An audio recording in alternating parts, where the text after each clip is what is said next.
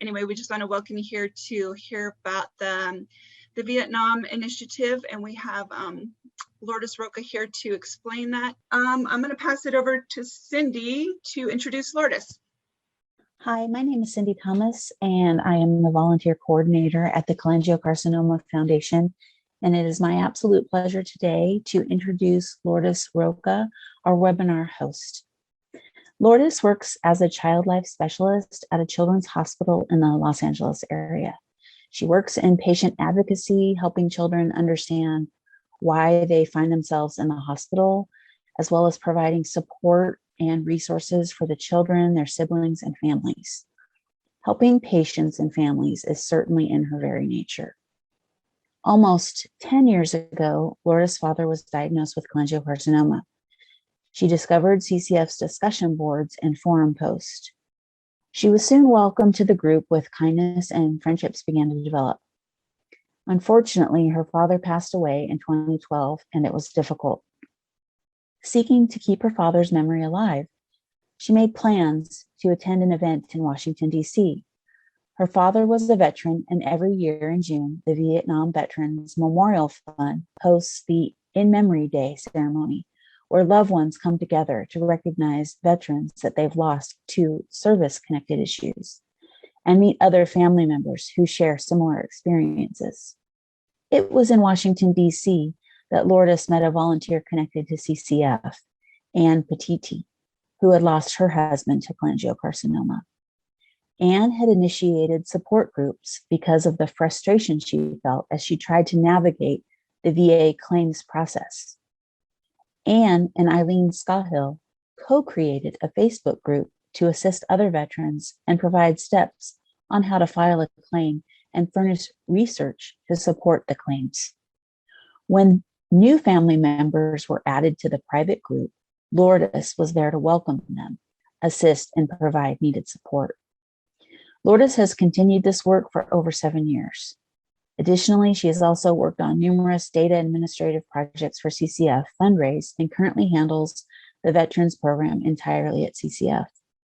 Having gone through the VA claims process herself, she knows firsthand how overwhelming and emotionally draining it can be. While her father first submitted his own claim, it took an additional claim and several appeals before it was finally approved 6 years later. Lourdes works to pay forward the kindness others showed her along the journey. She also wants others to know not to give up and for the veterans to put their health first. She is truly committed to building a community and providing emotional support, as well as key research and resources. It's our great pleasure to have her with us today. Thank you so much, Cindy and Melinda. Hi, everybody. I am sorry that you can't see my face, but I will try to explain a little bit about this process. My disclaimer is really that I am not an attorney. I'm not an expert. I'm really just somebody who has gone through the process and belong to a community of individuals who have also gone through the process. And we are basically compiling a lot of information to try to help others who are also just going through this. So this is really just basic information. And if you would like more information, I will mention how to connect with us at the end. If you want to go ahead, Melinda. So in order to, if your loved one is a veteran and you are going to start the process of a claim, if your loved one is deceased, you would be doing the dependency indemnity compensation claim, and that's the web link for the VA webpage. There is a form there that you would be filling out if you are doing this. If your loved one is still alive, it is a different process, and I'm not equipped, I would say, to give you the most accurate information. I would just kind of going through it as if your loved one is deceased and you are the spouse of someone who was a veteran, and to go through this process would be going to this website, and you can kind of look at that information there. If you can go ahead, Melinda. So this is what that page looks like. It does say at the bottom, it says spouses, dependents, and parents. Dependents, I believe it's labeled as 18 years old and younger, or I believe the dependent has a disability. That's when, if a spouse is no longer here and the children of the veteran are older already, then you are not eligible to file a claim this way. So dependent would be the 18-year-old or younger individual, but definitely check out this information because the VA does identify the information on their website that way. Go ahead, Melinda.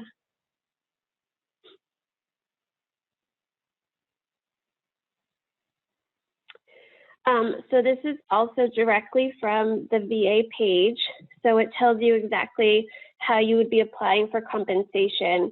You can download that PDF document, which is that first blue link on there. If you're the spouse, that's only if it was active duty, I'm sorry. So the second one is if you're a surviving spouse or child of a veteran. So that's the one that you would be filling out. In the following, if you want to go ahead, Melinda. You can do this either by yourself with a VSO rep, so a service representative or an attorney. It's really up to you. A lot of us do not recommend doing this by yourself because it is a tedious process and can be a little bit confusing. There are many different service organizations out there, and the VA has a page that you can search for the ones that are near your area and that would also are able to help with filing a claim. If you choose to go with an attorney, that's up to you. You can definitely do that. There are attorneys that are specific to the VA claims process, and they're most of them, or I believe actually all of them, are required to not take anything until no compensation until the claim is actually completed and it's been approved. So that's something for you to be aware of. In the next slide, I believe it shows that search page on the VA webpage that you can look for accredited individuals who can help with that process. Okay, go ahead. Okay, so including in your claim, you're gonna have the information from the veteran. So that's the DD-214, which is basically, as many of you may already know, the information that tells you about the veteran themselves, where they served, what they did as their job duty. It gives their social security numbers on that document. That is basically the identification with the Veterans Affairs. That is the document you will always need. If you don't have that document, you can request a copy of it from the VA. I don't know how long that process takes, but you are able to request a new copy, especially if some of the older copies are worn and a little bit faded. You can definitely still request another copy of the DD-214. You're going to want to include a nexus letter, and that nexus letter is a document that you can request from your loved one's oncologist if they had a doctor who they were seeing, whether it was with the Veterans Affairs or separately. You would like to request this information from the doctor. And basically this letter is to identify the veteran and identify who they are, explain what their relationship is to the veteran, describe the symptoms that the veteran has, and to what, whatever that illness is that the veteran has, is impacting the veteran himself or herself. If it's not, since cholangiocarcinoma is not considered a service-connected illness, in the nexus letter, we would want the physician to say a certain language, such as it is as likely as not, because we want to show that there is some potential evidence that the exposure to liver flukes, or for Vietnam veterans or other service members who are exposed to Agent Orange, could have aggravated what this illness is. So there is specific language that we try to encourage to be used. I have read, I believe from a different member in our community, that sometimes VA doctors will not write a nexus letter. So if you happen to go to a second opinion doctor, an oncologist somewhere else, definitely keep that in mind, that you will want to ask for a nexus letter. Medical information is something else that you're going to want to include in the claim. Sometimes medical information is many pages long. If you're sending this in paper form, make sure that you do not send the original documents from your doctor, because as you all know, getting medical information can be a little bit tricky, and you want to keep those documents for your information. Sometimes medical information is now provided electronically. So if you do that and you have like an attached disk, again, make sure you don't send anything that's original. Always keep copies of what you send. You can also provide additional research articles in terms of support for cholangiocarcinoma and exposure to liver flukes and Agent Orange.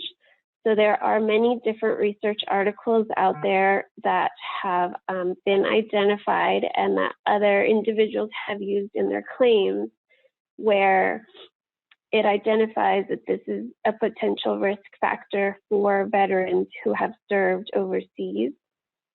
So those are also good to include in the claim as well.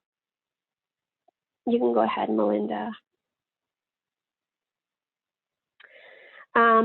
So for the Cholangiocarcinoma Foundation, if you're already here, my guess is that you probably have heard about the Veterans Project.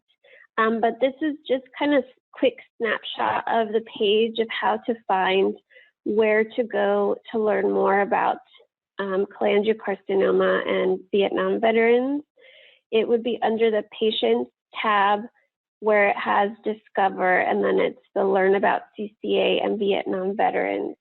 When you click to that link, it will take you to a different page, and I think it's on the next slide. Where it gives you different facts about Vietnam veterans. It will also mention on this page about the Nexus letter, and it will give, there's a tab that will open up and it'll give like an example of that.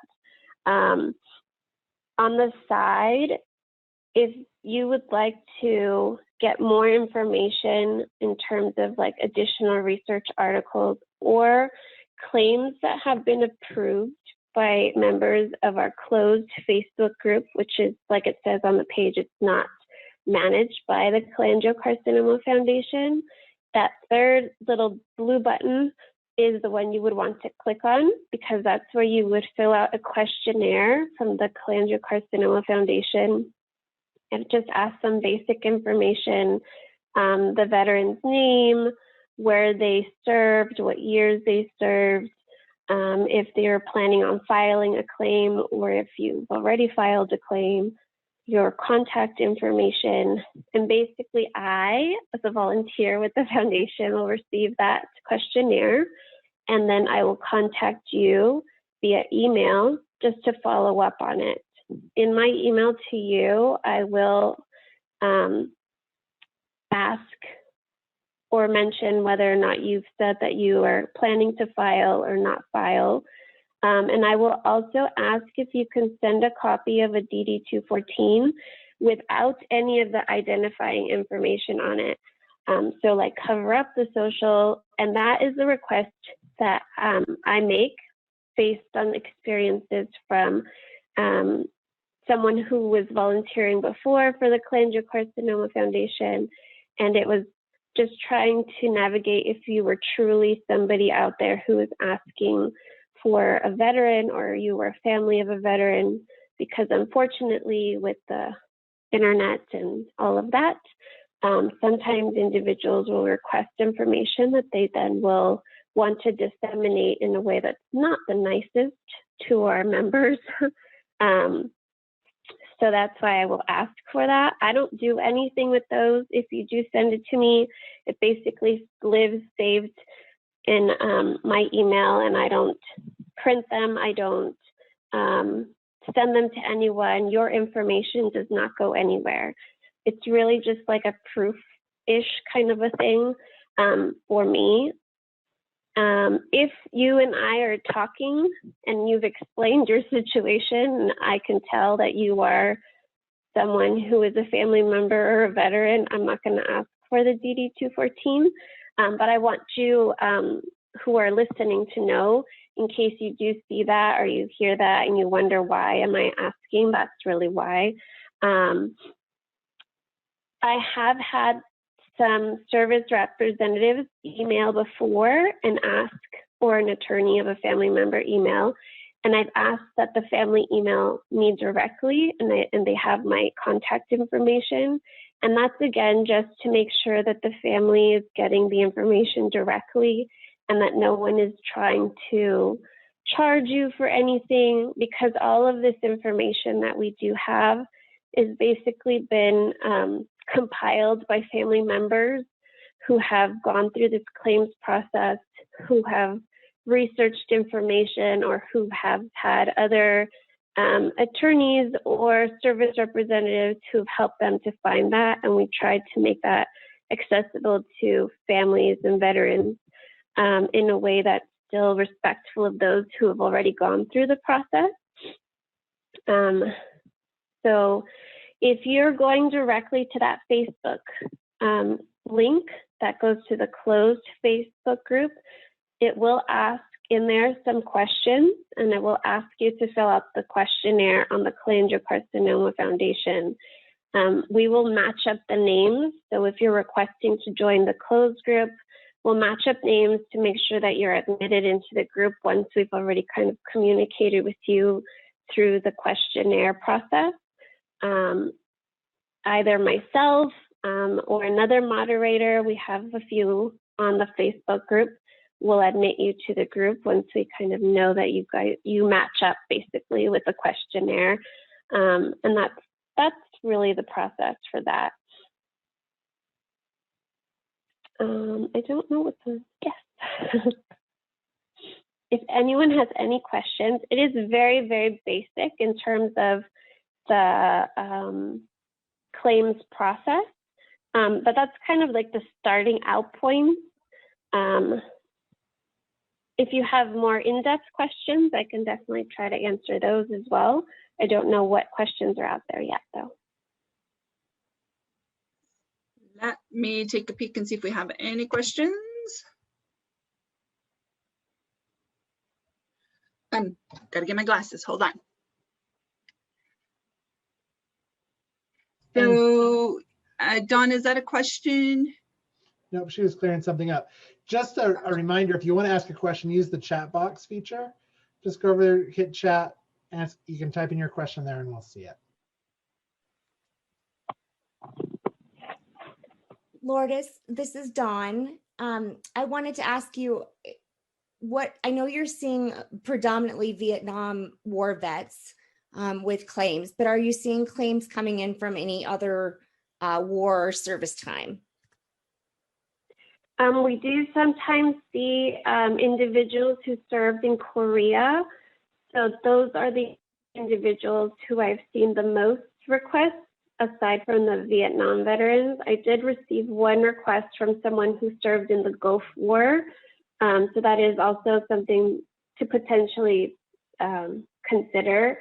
And if anyone is listening out there and you know a veteran, regardless of where they served, I would definitely just highly recommend talking to the doctor about potential risk factors for exposure to any type of dioxins, especially.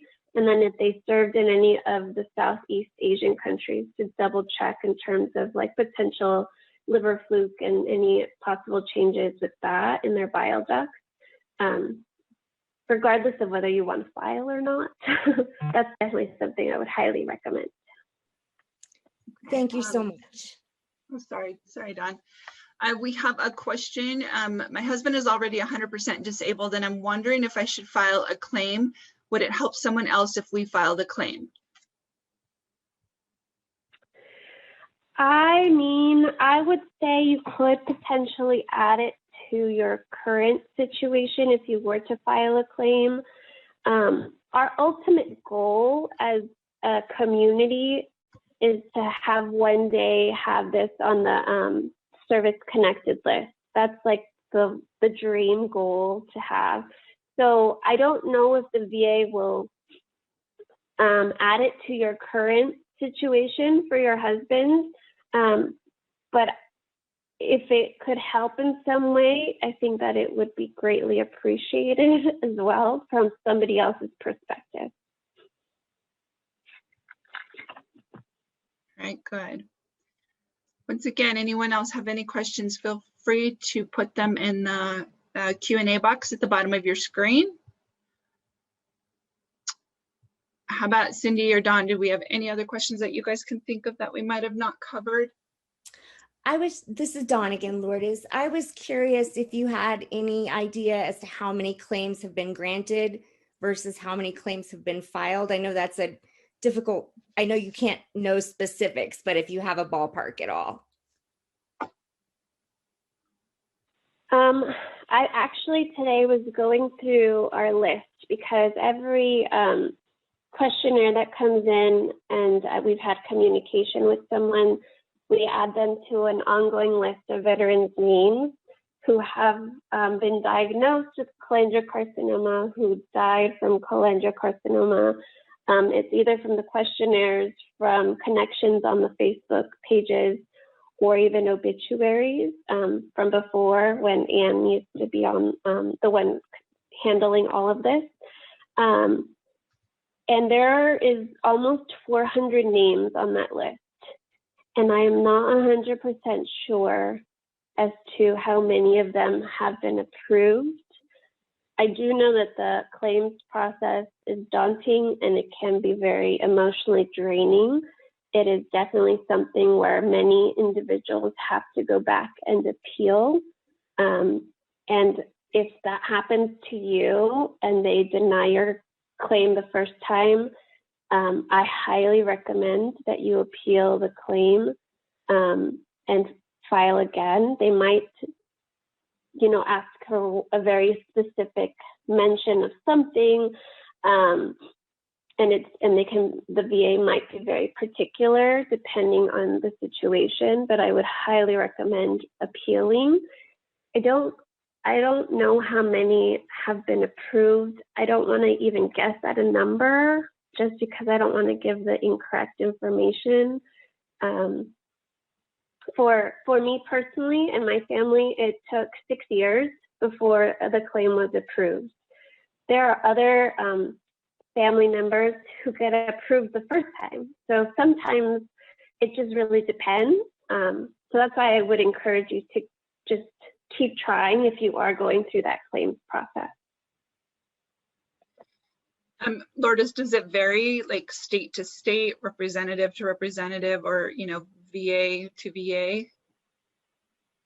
I think it might, depending on how, where you have to submit it. So depending on where you live, it'll go to a certain main office.